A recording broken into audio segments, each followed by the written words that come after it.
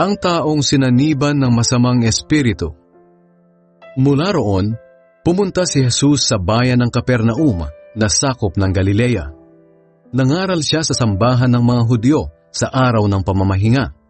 Namangha ang mga tao sa mga aral niya dahil nangaral siya ng may autoridad.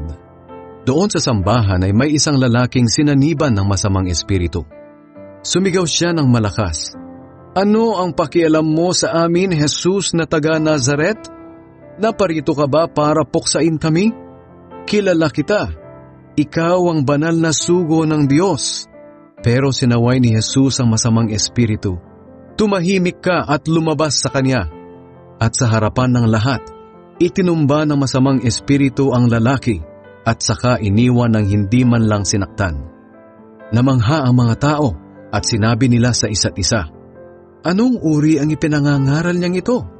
May kapangyarihan at kakayahan siyang magpalayas ng masasamang espiritu," at sumusunod sila. Kaya kumalat ang balita tungkol kay Jesus sa buong lupaing iyon.